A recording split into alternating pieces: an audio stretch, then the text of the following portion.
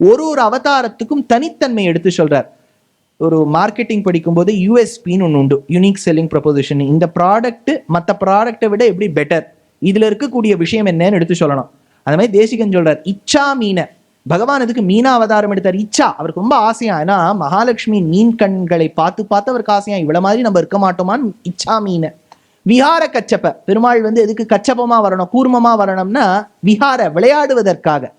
விளையாட்டு எதுக்கு, கூர்மமா எதுக்கு விளையாடணும், ஏன்னா பெருமாளுக்கு முதுகு சொரிஞ்சுக்கணும்னு ஆசைன்னு தேசிகன். கண்டூய நைரந்திரியனார். ஏன்னா முதுகு சொரிஞ்சுக்கிறதுங்கிறது நன்னா சொரிஞ்சுட்டே ரொம்ப சுவாரஸ்யமா இருக்கும், ஆச்சரியமா இருக்கும். அது சொரிஞ்சுக்கிற விதத்தை தூக்கமே வந்துடும். அது உபன்யாசம் கேட்டாலே அப்படி வரும். அது இன்னும் சொரிஞ்சுன்னா இன்னும் நன்னாவே வரும். அதனால பெருமாளுக்கு முதுகு சொரிஞ்சுக்கணும்னு ஆசை. ஆனா எப்பேற்பட்ட ஆஜானுபாகுவா இருந்தாலும் முதுகு முழுக்க வரைக்கும் எட்டாது. அதனால பகவான் பார்த்தார், ஆட்டோமேட்டிக்கா ஏதாவது சொரியணும். அதனால ஓடோடு கூடிய ஆமையா வந்துட்டார். முதுகு ஆமைக்கு ஓடுதானே, மந்திர மலையை வச்சு நன்னா இப்படியும் அப்படியும் பண்றா, அது நன்னா சொரிஞ்சு விடுறாப்புல இருக்கு. சொரிஞ்சு விட்டா என்ன வரும்னார், தூக்கம் வரும்னார் தேசிகன். கண்டூய நைரந்திரினார், தூக்கம் வந்துடுத்து. தூக்கம் ரொம்பவே சுவாரஸ்யமா வந்தா கொரட்டை வரும். அவர் கொரட்டை விட்டுதான் பக்கத்துல இருந்த ஜலமெல்லாம் அலையா மாறிடுத்துனார் தேசிகன். விஹார கச்சப்ப. மகாபோத்ரின்னர், பெரிய வராகமா வந்தார். ஏன்னா பெரிய பூமியை எடுக்கணுமோன்னு, அதனால மகாவராகா. அதனால இச்சாமீன விஹார கச்சப மகாபோத்ரின்.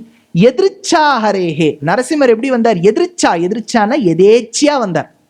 அவர் வரணும்னு யாரும் எதிர்பார்க்கல, வரணும்னு வருவார்னு யாரும் நினைக்கல, ஆனா வந்துட்டார். அது சொல்றா பாருங்க, வேணுங்கிற வேலையில லேட்டா வந்தாலும் லேட்டஸ்டா வருவார், லேட்டஸ்டா வந்தார். அதனால எதிர்ச்சாஹரேஹே. ரக்ஷா வாமன, ரட்சிப்பதற்காக வாமனாகவும். ரோஷாராம, பரசுராமருக்கு எது யூஎஸ்பின்னா கோவம் தான். சில பேர் சொல்லுவா, அவரை ரொம்ப கோவம் சுவாமி, ஆனாவுன்னா கோவம் வந்துடும். அந்த மாதிரிதான் பரசுராமன், கோவம் வரும். ரோஷாராம. அடுத்தது காக்குத்ஸ்த, கருணா காக்குத்ஸ்த. ராமர்னா என்ன, கருணை. பாவம், தன்னுடைய பத்னிய ராவணன் கடத்தின்னு போயிருக்கான். அப்ப கூட சொல்றார் ராமர், இப்ப கொண்டு விட்டுட்டா நான் அவனை மன்னிச்சிருவேன். யாராவது சொல்லுவோமோ? ராமர் சொல்றார், கிருஷ்ணரான இத்தனை நாளைக்கு சக்கராயுதத்தை போட்டு வதமே பண்ணிட்டு இருப்பார். ராமர் கருணா காக்குத்ஸ்த. ஹேலாஹலின், பெரிய உழவர்களுக்காக உழைக்கக்கூடியவர் நம்ம பலராமர். பாருங்க, எல்லாருக்கும் ஃபார்மர்ஸ்க்காக ஒருத்தர் நேரம் போய் பிரைம் மினிஸ்டர் கிட்ட போயிருக்க மாதிரி அவரும் வரும். அந்த மாதிரி ஃபார்மர்ஸ்க்காக. அதனால ஹேலாஹலின். கிரீடா வல்லப, விளையாடுவதற்காகவே கிருஷ்ணர் அப்படின்னு 10 அவதாரங்கள் எடுத்து சொல்றார். இது தேசிகன் சொல்ற விதம். ஆனா ஜெயதேவர் பிரளய பயோதி ஜலேன்னு ஆச்சரியமான ஒரு ஸ்தோத்திர பிரபந்தத்துல எடுத்து காண்பிக்கிறார் இந்த அவதாரங்கள் எப்படி. அதை நாம் ரசிக்க. பிரளய பயோதி ஜலே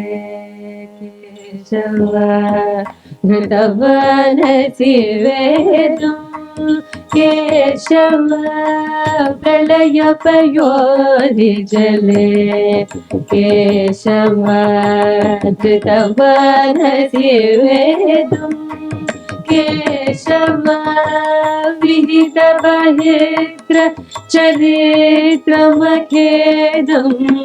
விஹித பஹித்ர சரித்ரமகேதம் கேசவாதித மீன शरीर जय जगदीश हरे केशव जय जगदीश हरे क्षितिर दिव्य फूल तरे केशव तब तिष्ठति पृष्ठे धरणि धरणगिन चक्रगरीश धरणि धरणगिन चक्रगरीश केशवाधृत कच्छप रूप केशवाधृत कच्छप रूप जय जगदीश रे केशव जय जगदीश रे वसति दर्शन शेखरे केशव धरणी तबलगा वसति दर्शन शेखरे केशव धरणी तबलगा शशिनी कनक कलेवरी शशिनि कनक कलेवरि मना केशवाधृत सुकर रूप केशवाधृत सुकर रूप जय जगदीश रे केशवा जय जगदीश रे कर कमल परे केशवा नकमनुत शृंगम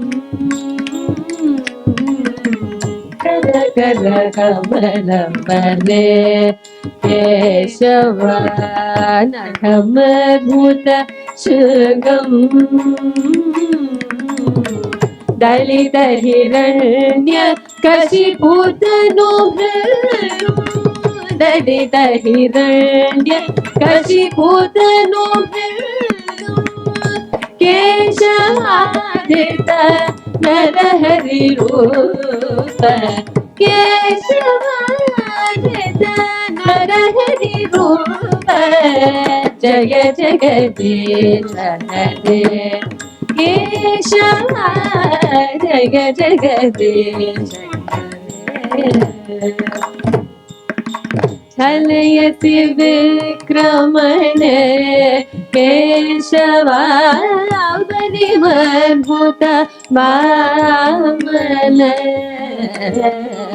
छलयति विक्रमण केशवा परिवर्भुत वामन परनघरीर जनित जलपावन परनघरीर जनित जलपावन केशवाधृत वामन रूप केशवाधृत वामन रूप जय जगदीश हरे केशवा जय जगदीश हरे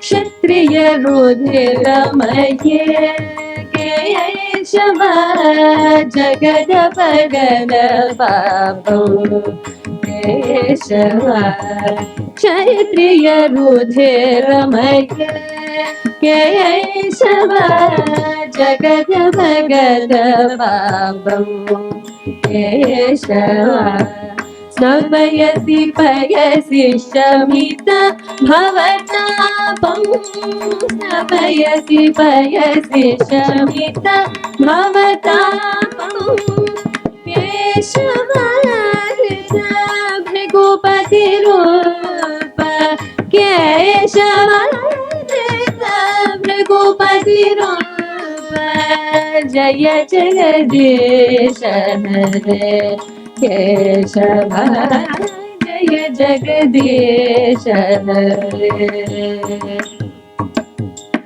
वितरसि दिक्षुरण्य केशवा विपति कमलेन्दं केशवा दशमुखमौलि बलिं रमणीयं दशमुखमौलि बलिं रमणीयं केशवाधृत रामशरीर केशवाधृत रामशरीर जय जगदीश हरे केशवा जय जगदीश हरे वरति वपुषि विशदे केशवा वसनं जलदानं केशवा वरति वपुषि विशदे केशवा वसनं जलदानं केशवा हलहरि भीति मिलित यमुना हलहरि भीति विदित यमुनाभं केशवार्दित हलधर रूप केशवार्दित हलधर रूप जय जगदीश हरे केशव जय जगदीश हरे निर्दतीय विदे केशव श्रुति जानो केशव निर्दतीय विदे केशव श्रुति जानो केशव सदय हृदय दर्शित पशुधातु सदय हृदय दर्शित पशुधातु केशवाधृत बुध शरीर केशवाधृत बुध शरीर जय जगदीश हरे केशवा जय जगदीश हरे म्लेच्छ निबर्हनि धरे केशवा कलयसि करवाणं केशवा म्लेच्छ निबर्हनि धरे केशवा कलयसि करवाणं केशव धूमकेतुमिव किमपि करालो धूमकेतुमिव किमपि करालो केशवाधृत कल्कि शरीर केशवाधृत कल्कि शरीर जय जगदीश हरे केशव जय जगदीश हरे श्री जयदेव कवे केशव इदमुदित मुरारो केशव श्री जयदेव कवे केशव इदमुदित मुरारो केशव शृणु सुखदं शुभदं भरदारं शृणु सुखदं शुभदं भरदारं केशवाधृत दशविधरूप केशवाधृत दशविधरूप जय जगदीश हरे केशव जय जगदीश हरे जय जगदीश हरे जय जगदीश हरे தசாவதாரங்களை ஆழ்வார்களும் அனுபவித்தார்கள். மீனோடு ஆமை கேழல் அரிகுரலாய் முன்னுவிராமனாய் தானாய் பின்னுவிராமனாய் தாமோதரனாய் கற்கியுமானான். இப்பேற்பட்ட ஒரு மங்களகரமான ஒரு தசாவதார ஸ்தவகம் மாதிரி பாடி ஜெயதேவர் இப்போ ராதா கிருஷ்ணருக்கு ஏற்பட்ட அந்த பிரேமபாவத்தை சொல்லணும்னு ஆரம்பிக்கிறார். இப்பதான் ஒரு சின்ன கதை சொல்றார். ஒரே ஸ்லோகத்துல அந்த கதையை விவரிச்சு சொல்றார். கிருஷ்ணர் யசோதாக்கு பிறக்கும் போது உடனே நம்ம சொல்லிடுவோம், இல்லையே சுவாமி அவர் தேவகிக்கு தானே பிறந்தார், இது சீக்ரெட். இப்போ உங்களுக்கு தெரியலன்னு வச்சுக்கோங்களேன். அவா கதையில இப்போ யசோதைக்கு தான் கிருஷ்ணர் பிறந்திருக்க. பிறந்த கிருஷ்ணரை பார்க்க வரா ராதிகா. அப்போ வயசு அவளுக்கு 6. அதாவது கிருஷ்ணர் பிறக்கும் போது ராதாவின் வயசு 6. இங்க டெண்டுல்கர் மட்டும் அப்படி சொல்லாதீங்க, அங்கேயே அப்படி இருக்கு. அதனால அங்க 6 வயசு ராதிகாக்கு. எதிர் வீட்டுல விஷபானுன்னு ஒருத்தர் இருந்தார். விஷபானுக்கு ஒரு பெண் ராதிகா. ஆத்துல ராதா ராதான்னு கூப்பிடுவா. இப்போ கிருஷ்ணருக்கு நல்லா வளர்ந்துட்டே வர, நாளொரு மேனி பொழுதுரு வண்ணமுமா வளர்ந்துன்னு வர. கிருஷ்ணருக்கு வயசு ஒரு 9-10 இருக்கும்போது அவளுக்கு 16, யுவத்தியா இருக்கா. அப்போ யசோதா பார்ப்போம், அவள் வந்து ஒரு பெரிய ஆண்டர்பிரினர். அவள் வந்து ஹஸ்பண்டோட நந்தகோபாலா டைரி ப்ராடக்ட்ஸ்னு ஒன்று வச்சிருக்கா. அதனால அவள் கடைஞ்சு கொடுத்தாதான் வெண்ணெய் உருக்கினாதான் நெய். அந்த மாதிரி அவள் வந்து பார்ட்னராக இருக்கா. அதனால இந்த பிள்ளையை வச்சுட்டே சமாளிக்க முடியல. அதனால யாராவது இப்போ வெக்கேஷன் வந்துடுத்தானே அப்பா அம்மாக்கெல்லாம் எங்கேயாவது ஸ்பெஷல் கிளாஸ் இருக்கான்னு தேடுறா பாருங்க. அந்த மாதிரி இவ பார்த்தா எங்கேயாவது இந்த குழந்தைய கொடுத்தா போருமே. எதிர் வீட்டில் ரிஷபானுவின் பெண் ராதிகா ஃப்ரீயாக தான் இருக்கா. அதனால என் பிள்ளையை நீ தூக்கிட்டு பக்கத்தில் இருக்கக்கூடிய நட்டேஷன் பார்க்கோ எங்கேயோ போயிட்டு வா அப்படின்னு அனுப்பிச்சுட்றான். அவள் தூக்கிட்டு போறா.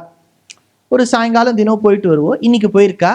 ஒரு 5 மணி 6 மணி சாயங்கால வேலை. ஒரு பெஞ்ச் போட்டு வச்சிருக்கான். ராதிகா உட்காந்துனா கிருஷ்ணரை பக்கத்துல வச்சுட்டா. கிருஷ்ணருக்கு ஏதாவது பாப்கார்ன் ஏதாவது வாங்கி தரலாமேன்னு பார்த்தா, இப்படி திரும்பி பார்த்தா கிருஷ்ணரே ஒரு 16 வயசு யுவாவா மாறிட்டார். அவர் மாயன் இல்லையா, மாயனை மண்ணு வடமதுரை மைந்தனை என்ன வேணாலும் பண்ணுவார். இவளோட யௌவனத்தை அனுபவிக்கணும்னு அவர் 16 வயசா மாறிட்டார். என்றும் 16 அப்படியே மாறிட்டார். மாறினோடனே இவ கேட்குறா, இங்க ஒரு சின்ன குழந்தை இருந்தது, அது யார்? அதுதான் நான். அப்போ பார்த்த உடனே அவளுக்கு காதல் ஏற்பட்டது. இப்படி ஏற்பட்ட உடனே அவ ஆத்துக்கே போல. இப்போ யசோதா காத்துன்னு இருக்கா. ஐயோ 8 மணி ஆயிடுத்து, 9 மணி ஆயிடுத்து, 10 மணிக்கு எஃப்ஐஆர் போட்டுடலாமா, போலீஸை கூப்பிடலாமா, எல்லாம் பார்த்துட்டா. போட்டாலும் ஆக்ஷன் எடுக்க மாட்டான்னு அந்த காலத்திலே தெரியும். அதனால அப்படி பார்த்துட்டே இருக்கா. கார்த்தால 5-6 மணி ஆயிடுத்து. மெதுவா ராதிகா கிருஷ்ணரை கூட்டுன்னு இப்போ வரா. ஏண்டி இவ்வளவு நாழி எடுத்து? ஏன் கேட்குறேள்? வழி தப்பி போயிடுத்து, ஜிபிஎஸ் கூட வழி காமிக்கல அப்படின்னு சொல்லி வந்துட்டா. இப்போ இந்த ராத்திரி 8லேருந்து கார்த்தால 6 வரைக்கும் 2 பேரும் அந்த யுவா யுவதியா ஒரு உபவனத்துல இருந்தா இல்லையா, அந்த சமயத்துல நடந்ததுக்கு தான் அஷ்டபதின்னு பேர். இப்போ ராத்திரியிலேருந்து ஆரம்பிச்சு நீங்க உடனே பாப்கார்ன்லாம் ஸ்லோகத்துல இருக்கான்னு கேட்காதீங்க. அந்த காலகட்டத்துக்கு ஏற்ற மாதிரி சொல்லணும், அவ்வளவுதான். இப்போ அவர் சொன்ன மாதிரி அவாப்த சமஸ்த காமனாய் சமஸ்த வஸ்து விலக்ஷணனாய் ஸ்வரூப நிரூபக தர்மங்களோடு நிரூபித ஸ்வரூப விசேஷனாய் இருக்கக்கூடிய பகவான் பரமாத்மிகா ஸ்தானத்தில் இருக்கக்கூடிய ராதாவை அழைத்து கொண்டுன்னா யாருக்கும் புரியாது. பெரிய வித்வான் ஒன்றும் சொல்றது புரியல அப்படின்பா. அதனால கொஞ்சம் பாப்கார்ன்லாம் போட்டாதான் புரியுது. அதனால ஒரே ஸ்லோகத்தை சொல்றார். மேகைர் மேதுரமம்பரம் வனபுவஹ ஷியாமாஸ்த மாலத்ருமை நக்தம் பீருரயம் த்வமேவ ததிமம் ராதே கிரகம் பிராபய இத்தம் நந்த நிஷேதத சரிதயோஹோ பிரத்வம்ச குஞ்சத்ருமம் ராதா மாதவையோர் ஜெயந்தி யமுனா கூலேர் அஹக்கேலயான்னு எடுக்கிறார் ஜெயதேவர். இப்ப ராத்திரி அந்த ஒரு 8 மணி நேரம் 9 மணி நேரம் நடந்ததுக்கு அஷ்டபதின்னு பேரா. அஷ்டபதினாலே பாடக்கூடிய பாடல்ல 8 வெர்சஸ் இருக்கும். அஷ்டபதினா செட் ஆஃப் 8 வெர்சஸ். அந்த மாதிரி 24 பாடினார். அதை 12 சாப்டர் அத்தியாயங்கள்ல வச்சார். முக்த மதுசூதனஹா, அக்லேஷ கிளேஷவஹா, ஸ்னிக்த தாமோதரஹா அப்படின்னு 12 அத்தியாயங்கள்ல வச்சார். அப்பதான் முதல்ல ஆரம்பிக்கிறார். 3 பேர் தான் இந்த கதை. இன்னும் 2 இன்னும் கிட்டத்தட்ட 1.25 மணி நேரத்துக்கு நம்ம 3 பேரோட தான் இருக்க போறோம். யாருன்னா ஒருத்தர் கிருஷ்ணர். அப்பவே எல்லாரும் கடிகாரம் பார்க்காச்சும் என்ன அவ்வளவு வழி சொல்லியிருக்க, கவலைப்படாதீங்க, நன்னா தான் போகும் கதை. அதனால 1 ராதா, 2வது கிருஷ்ணர், 3வது சகி. இந்த சகி யாருன்னா ராதாவின் மனசு சகி. ஆச்சாரிய ஸ்தானத்துல சகி இருக்கா. இப்ப சகி வந்து எங்கேயோ போயிட்டு வரா. அப்ப போயிட்டு வரும்போது கிருஷ்ணரை பார்க்கறா. அப்படியே அந்த இலையிலேருந்து மறைஞ்சிருந்து கிருஷ்ணரை பார்க்கறா. கிருஷ்ணர் மார்பில செக்கச்சவேல் அப்படின்னு ஒரு நிறம் தெரியுது, ரெட் கலர் லாக். என்னன்னு யோசிச்சு பார்க்கறா. அப்பதான் தேசிகன் எடுக்கிறார். எத் சங்கல்பாத் பவதி கமலே எத்திர தேஹின்யமீஷாம் ஜன்மஸ்தேம பிரளய ரச்சனா ஜங்கம் ஆஜங்கமானாம் தத்கல்யாணம் கிமபி யமினாம் ஏகலக்ஷ்யம் சமாதௌ பூர்ணம் தேஜஸ் புரதி பவதி பாதலாக்ஷாரசாங்கம்னர். என்ன அழகான ஒரு வார்த்தை பாருங்க சம்ஸ்கிருதத்துல, பாதலாக்ஷாரசாங்கம்னர். என்னன்னா பெருமாள் கருப்பா இருப்பார். பெருமாள் வந்து கருப்பான்னு கேட்டா கருப்பு கிடையாது, கருப்பு. அழுத்தி சொன்னால்தான் அவர் கருப்பு எடுத்து தெரியும். அந்த கருப்பு திருமேனியில செக்கச்சவேல் ஒரு நிறம் எடுத்து தெரியும். அது ஏன் எடுத்து தெரியறதுன்னார், இந்த ஸ்தானத்துல ஒரு மறு உண்டு பகவானுக்கு, மச்சம். அதற்கு ஸ்ரீவத்சம் அப்படின்னு பேர். அந்த ஸ்ரீவத்சத்தை பீഠமாக கொண்டவள் தான் ஸ்ரீ மகாலட்சுமி. மகாலட்சுமியின் கால்ல மருதாணி பூசின்னு இருக்காளாம்.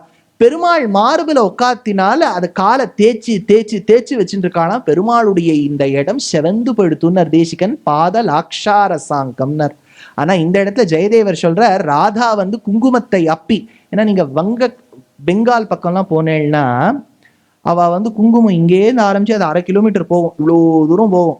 அதனால அவ்வளவு குங்குமம் அப்பின்னு இருக்கா. குங்குமம் அப்பி குளிர் சாந்தம் அப்பி மட்டித்துன்னு சொல்லலையா ஆண்டாள். அதனால அதோட பெருமாள் மார்பில சாஞ்சி இங்க செக்கச்சவேல் எடுத்து அதை பார்க்கறா சகி, என்ன அழகா ராதாவின் சின்னத்தை இன்னும் வச்சுட்டு இருக்காருன்னு ஓடி போறா. ராதாவை பார்க்கறா, ராதா கிருஷ்ணருக்கா காத்துன்னு இருக்கா. மறுபடியும் சகி ஓடி வரா, கிருஷ்ணரை பார்க்கறா. அதுக்குள்ள கிருஷ்ணர் ஒரு பெண்ணோட ராசக்கிரீடம் பண்ணிட்டு இருக்கார். இதை பார்த்தவள் நேர ராதா கிட்ட போய் சொல்றா, லவங்க வாசனை வீசறது உன்னால முகர்ந்து பார்க்க முடியலையா? கொடிகள் அழகா லதைகள் சுத்தி இருக்கே. வள்ளி, சம்ஸ்கிருதத்துல வள்ளி அப்படின்னா கொடின்னு அர்த்தம். ஏன்னா மகாலட்சுமிக்கு கனகவல்லி, ஹேமாப்ஜவல்லி, வேதவல்லி, வள்ளின்னு சொல்லக்கூடாது, வள்ளி. ஏன்னா பிராச்சீன சம்ஸ்கிருதத்துல ழ கிடையவே கிடையாது. இந்த மலையாளம் ழ வருது இல்லையா, ழ பிராச்சீன சம்ஸ்கிருதத்துல கிடையாது. அப்புறம் அதை நம்ம இம்போர்ட் பண்ணிடணும். அது ஒரிஜினல் சான்ஸ்கிரிட்ல ழ கிடையாது. அதனால வள்ளின்னு சொல்லணும். அந்த வள்ளி லதானாலும் கொடி, அப்படி பேர் வச்சுருக்கவா அப்படி இருக்கணுங்கிறது இல்லை. அந்த லதா வள்ளினா கொடி. அந்த கொடி அழகா மரத்தை சுத்தின்னு இருக்கான், சந்தன மரத்தை. காத்து வீசும்போது சந்தன வாசனையோட வருதான், லவங்கத்தோட கலந்து வருது. ஏன் அவர் இதெல்லாம் சொல்லணும்னா, அந்த காலத்து கவிஞர்கள் சொல்லும் போது மலைய காத்தும்பா. அதனாலதான் அந்த கண்ட்ரிக்கே மலையான்னு பேர். ஏன்னா அந்த மலேசியான்னு சொல்றோம் இல்லையா, அந்த மலேசியானே மலையா அப்படின்னாலே காத்து ரொம்ப மலைய மாருத்தமா வீசும்னு அர்த்தம். அந்த காற்றோடு கலந்து வருதே சொல்றா சகி கிருஷ்ணரை பார்த்து, ராதாவை பார்த்து. அந்த கிருஷ்ணர் அப்படியெல்லாம் அந்த பெண்ணோட அனுபவிச்சுட்டு இருக்கார். என்னமாருக்கு தெரியுமா அந்த அனுபவம்னு அவக்குள்ள அசூயையை உண்டாக்குகின்றாள். அசூயானா ஜெல்லசின்னு அர்த்தம். எவள் ஒருவளுக்கு அசூயா இல்லையோ அவளுக்கு அனசூயா அப்படின்னு பேர். அசூயா அந்த பொறாமை உருவாக்குறா. அந்த பொறாமை உருவாக்குறது எப்படி? இந்த அஷ்டபதி லலித லவங்க மூலமா.